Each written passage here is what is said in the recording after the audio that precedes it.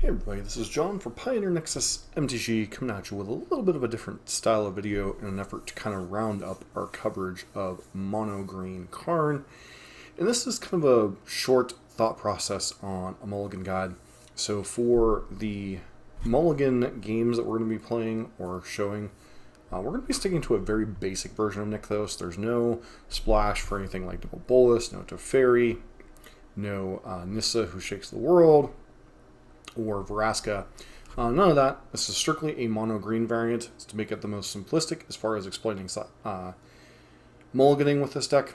Obviously, you have your mana accelerators, you have your Oath of Nissa, you have the 4 of Kiora, 4 of Karn, you have your 4 Old Growth Troll, your 4 Cavalier of Thorns, and your 4 Storm the Festival. Your 3 flex slots in this particular version, we are playing 2 copies of Lovestruck Beast and 1 copy of Mightstone and Meekstone. We could get into the sideboard, and you can certainly check that out as the deck list will be down below for this video. But this is more of a sideboarding guide. The nice thing about Mono Green, you don't have to really be worried about sideboarding and mulliganing in sideboard games because, well, generally speaking, you're not going to do a whole lot of sideboarding. You might trim some Karns for some immediate pieces in some faster matchups, but overall, the nice thing about Mono Green is you're not really a sideboarding thing, so sideboarding guides really aren't necessary. But that said, let's get into some scenarios and see if the hands are keeps or mulls. So taking a look at this first hand, this is almost an ideal Mono Green hand.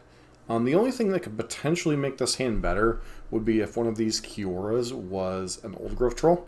So what's going on with this hand is you have a forest, which is very nice because Old Growth Troll and other things play off of this. Allows you to, if your Old Growth Troll dies, to put a forest in or put it on the forest. But saves you kind of middling that you have this in your opening hand. But it is a second green source, which can be important. But this hand gets to go Land of War Elves into Kiora into whatever you draw. You also have Karn as your payoff. So this hand is very good and balanced, and we're going to play through a couple of turns with some of these mulligan hands, kind of give you an idea of how this deck plays out if you're not terribly familiar with Pioneer or the deck in general. So we're definitely kind of ignoring this Karn for now. You lead on Land of War Elves, and you pass. This is another excellent draw. We're going to go Kiora and pass. Once again, this is just kind of a gold fishing thing. With this, you could play Karn, and then, that's pretty much your mana for the turn. Attack. You could potentially attack for 1. I think what I'm going to do instead is play Oath of Nissa first, get a little bit more information. We draw Lovestruck Beast or Land of War Elves here. So this is a question. We really don't need the second copy of Nykthos currently. Lovestruck Beast gives us a little bit of beef as well as a redraw. Kind of increases our devotion. Land of War Elves is kind of free with devotion overall. So it just becomes a matter of, at this point, are you against an aggressive deck, or are you just trying to ramp into Karn and powerful stuff as quickly as possible? We're just going to presume we're gold fishing, say against Lotus Field or something, and we want to get as much power into play as possible. So we're going to go ahead and grab Land of War Elves here. Once again, you could argue for either one of these. Go ahead and play Nykthos. At this point, we tapped at Land of War Elves. Then we untap one of our elves. Go ahead and Nykthos for a bunch of mana here. 4, enough to play Karn. Karn, down tick, say once again we're playing against Lotus Field, just an example. Go and grab Dampening Sphere, and then pass. So now we're on turn, effectively turn 4. Wolfwillow Haven's an interesting one. It does kind of tie into our mana a little bit, but at this point we have access to 1, 2, 3, 4. This would be our 5th pip of devotion. We could Storm the Festival here. Alternatively, say we're up against Lotus Field, we could play Damping Sphere plus potentially Godpharaoh's Gift or Godpharaoh's Statue. So kind of diverges at this point what you're playing against, but just to kind of show, say, what the deck's maximum mana capabilities would be at this point. We'll go ahead and do Wolfwillow Haven, do this, go ahead and that. So we're at 6 mana, so we can Storm the Festival. Storm the Festival here, grabbing Nykthos, and I guess we could grab Cavalier and Cavalier. Hit OK. Now if we happen to hit 2 lands off of these Cavaliers, then we're going to be able to untap, play Nykthos and do some really dumb stuff. Put a bunch of Storm the Festivals in play. Now you kind of get an idea of why this deck is just so stupid. Just in terms of what it's capable of really quickly. We go ahead, Nykthos here, we're up to 11 mana. We can Storm the Festival, we can Karn, we can go grab Godpharaoh's statue. And this is turn 4. This is why this deck, why people hate playing against this deck is just, it is simply play with yourself station deck.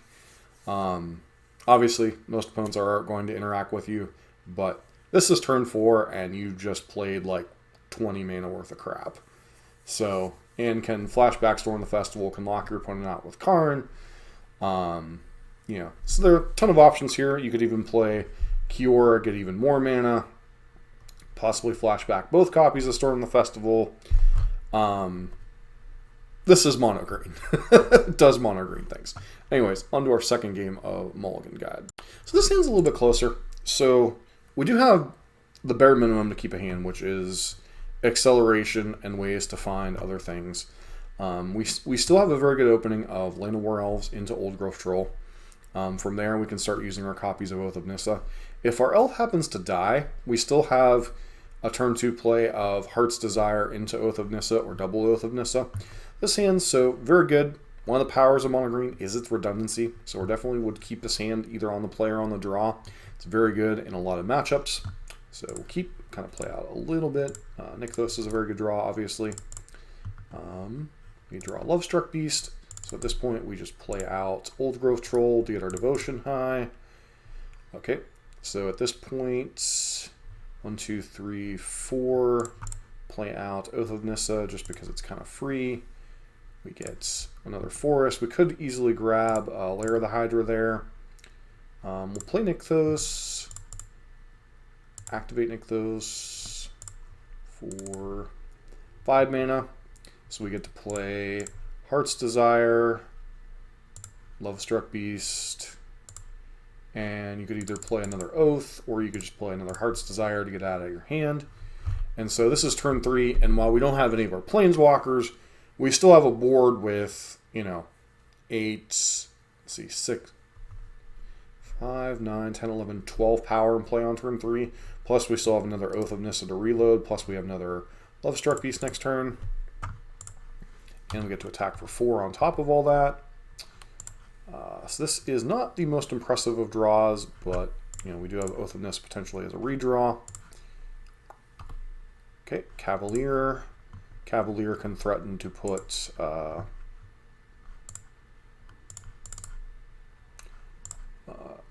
actually, to do this correctly, you always want to play your 1-mana elves first because they're mana neutral with Nykthos.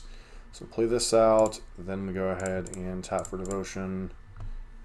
This will give us the ability to activate Nykthos should we happen to hit Nykthos plus Storm the Festival. We only hit a Storm the Festival, but we still get to attack for, you know, a metric crap ton and then threaten lethal next turn. So, you know, even on a subpar draw with no Planeswalkers, we still have an absurd amount of power in play and a Storm the Festival the following turn. So, Mono Green, folks, nothing new. Alright, we're back for our third hand. This one's a little more dicey, mainly because we only have the one true green source. Nykthos gets a little awkward with Old Growth Troll. So this hand shapes up to turn 1 Dork, turn 2 Dork, potentially play Oath of Nissa if they don't kill our Land of War Elves. So this hand is certainly a keep. Once again, Oath of Nissa kind of coming in clutch. Obviously drawing Kiora kind of fixes a lot of the deck's problems. Play Lair of the Hydra this turn. Play out the Kiora that we just drew. Untap, play another Dork. Kind of have this awesome start, shapes up quite nicely. Once again with Nykthos, you play out your mana neutral cards. 1, 2, 3, 4. So if we tap for Nykthos, play Old Growth Troll, draw a card, draw a Cavalier, which doesn't do a ton this turn. Actually, because of that, we can then Nykthos, play this out, and Storm the Festival in the yard, draw a card, play out Oath of Nissa, hit another Nykthos or a Boseiju at this point. I think we just take... Kind of depend where you are in the game at this point. I think we just take another... Well, should have taken the Boseiju because we already have another copy of Nykthos in our hand. So once again, this is turn 3. The deck's doing stupid things. No, not...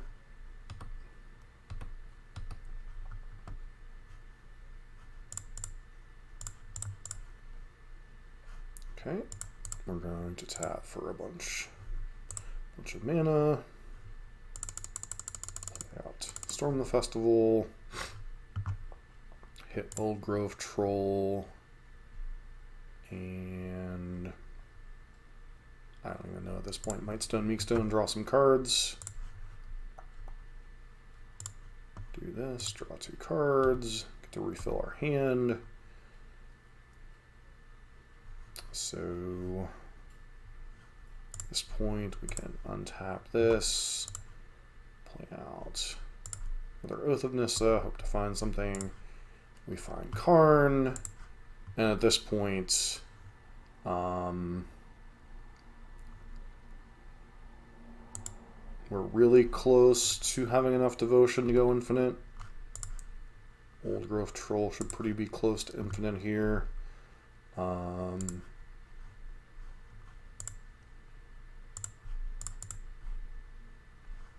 Yeah, this would be enough to theoretically go infinite.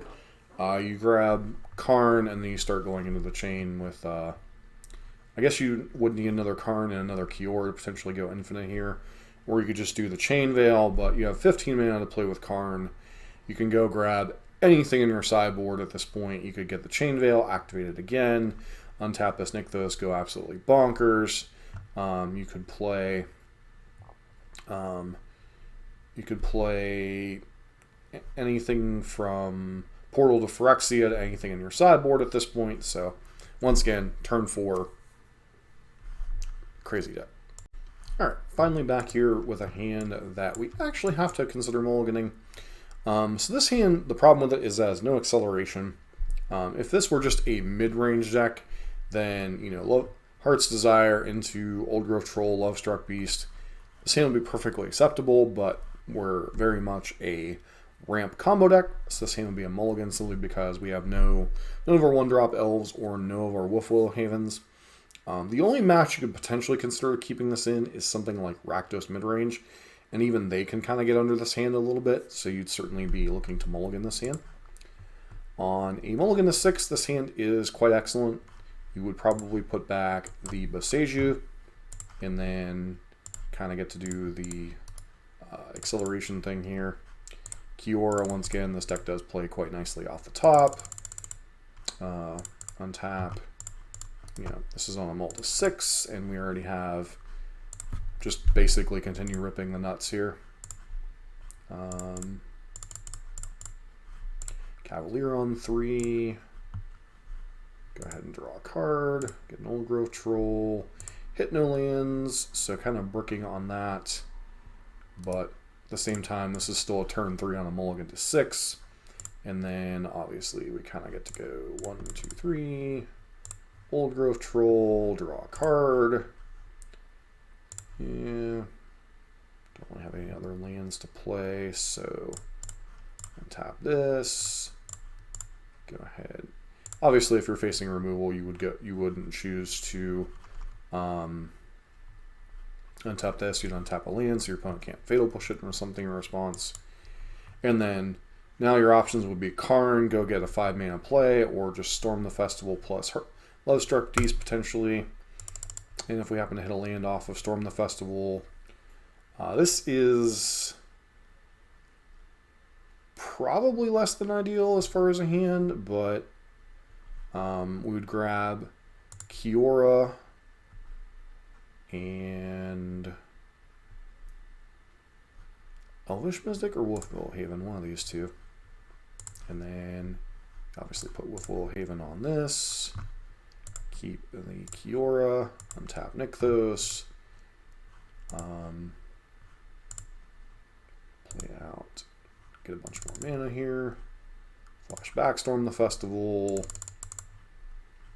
And then, I mean, even on a subpar thing, you still get Cavalier plus bonkers. Hit a Nykthos. Keep that Nykthos. Now, if I wouldn't have played the Lair of the Hydra, we would be able to go again. So, you kind of get the idea of Mulligan to 6 hands. This deck is still capable of functioning and being quite stupid by turn 3, turn 4. Alright, this is another hand that is a very clear Mulligan. You know, you have the problem of double Old Growth Troll, no acceleration other than the 2 copies of Kiora. This hand's just a little too slow and clunky, and if you don't draw a land by turn 3, you're just going to run into problems. So if you take a look at this hand, which is our Mulligan to 6, it's probably an easy keep, although it does run the risk of both your mana dorks dying. You're not going anywhere anytime quickly. You have Lair plus Nykthos, so you at least have your first 2 land drops. I would probably put back either the Cavalier of Thorns or the Karn, depending on the matchup. So we're going to put back a Cavalier, see how this plays out. Draw the Mightstone, the Meekstone, not ideal exactly. Troll is also kind of awkward, and you're seeing the problem with this hand. Just the fact that we are rather a little bit clunky to develop. So at this point, we just go ahead and jam Cavalier on 3. Hopefully we hit, yep. And then we hit a Storm the Festival. So once again, even off of a little bit of a clunkier start, we go ahead and Old Growth Troll here. Go ahead and Nykthos for a bunch of mana. So not quite enough to Storm the Festival this turn, but we can go, how's this worded exactly? Can't be used to cast non-artifact spells. So we could go Lovestruck Beast plus Karn, and Karn to go grab something, you know, potentially a land, whatever. You know, you have almost infinite possibilities. Another thing we could have done is possibly, instead of playing Lovestruck Beast, we could have Karned and then grabbed Woodcolor Automaton to untap, get even more mana. So, you know, this is a turn 4 with kind of a mopey start, and we still could have potentially put over 20 mana worth of stuff into play this turn. So, even on a little bit of a clunker. Now, the danger with this hand, obviously, if your opponent has a Fatal Push or, you know, something like that, a Shock Effect, Bone Crusher, Giant Stomp, etc., that hand really devolves really quickly because, you know, you're really relying on those accelerants to live. But you can see even on a subpar Mulligan to 6 that this deck is still capable of some absurd things on turn 4. Now taking a look at this hand, it's a little less cut and dry. The biggest problem with this hand is you only have 1 land, and if you brick on either your draw steps or your Oath of Nissa, this hand's not going anywhere, or worse yet, your Elvish Mystic dies. I still think on the play you could theoretically keep this hand. On the draw, a little bit more of a risk. Obviously you have more chance to draw lands, but then your elf has more of a chance to die before you can do anything with it. So I would probably keep this hand because we have 1 mana accelerator plus draw step and Oath of Nissa to find a land. So keep it and see how it plays out. Of course, we draw the land immediately and it looks a little bit less of a gamble. But, you know, now we play Lovestruck Beast. Once again, this hand is very reliant on the mana dork living. Go ahead and play Oath of Nissa here because we really need to hit another land. We could, you know, obviously grab another dork, but I think at this point you really want to get your lands going. You know, we're attacking for 5 on turn 3 here. And then next turn we get to potentially, now you have to play the alternative version of Karn. Go ahead and grab a land, which would be the Darksteel Citadel. Next turn we can Cavalier. I mean, we're still attacking for a bunch of power, but This is turn 5 before the deck's really doing what it's supposed to be doing. Now, obviously, you know, it was a subpar keep. We admitted that. Could mulligan to a more explosive hand depending on the matchup. But I also wanted to show some of the subpar or lower end ends of keeps. Once again, you are vulnerable to removal spells on your dork, but you know, you really can't do anything to mitigate that a bunch more. The only thing you can really do is maybe cut one of the Old Growth Trolls or the Mightstone Meatstone as Sylvan Caryatid, so you have a 13th mana, a 1 or 2 mana play accelerant. But definitely, you understand that keeping the Elvish Mystic hands or the Land of War Elves hands are very important to the deck, and sometimes you're just going to fold to removal. I hope this kind of gives you an idea of what is a keepable hand, what's not a keepable hand. In general, you need accelerators, whether it be a Wolf Willowhaven or a 1 mana Elvish Mystic hand. You ideally want at least 2 lands, preferably both of them green sources. You really don't want Nykthos in your opening hand unless it's, you know, say your 3rd land. So you have like Lair, Forest, Nykthos. Those hands are perfectly acceptable.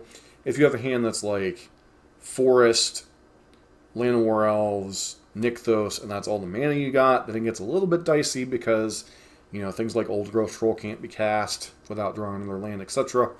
Oath of Nissa certainly helps with the smoothing problems. It definitely increases the range of keepable hands. But even on these mopey hands, you're still looking at a turn 5 board state where you have, you know, 15 power in play, you have a Planeswalker going, and if you ever hit a Nykthos off of one of these Cavalier of Thorns or just drawing it, you're really going to go bonkers. So, you know, even in a fail state with this deck, you're still looking at a tremendous amount of power in play. And, you know, this is why this deck is one of the most powerful decks in the format and consistently one of the top 2 or 3 decks in the format, simply because even its fail states are pretty good. So, hope this gives you an idea as a mulligan guide, whether, you know, hands to keep, what hands not to keep. I could go a little bit more in depth, but I think this is a good thing for beginners and people who are a little bit intermediate with the deck, which hands to keep, which ones not. Don't forget, if you like this kind of content, or if you want to see more of this style of content for other decks, don't forget to like, comment, subscribe, and I hope to see you for our next video on the channel.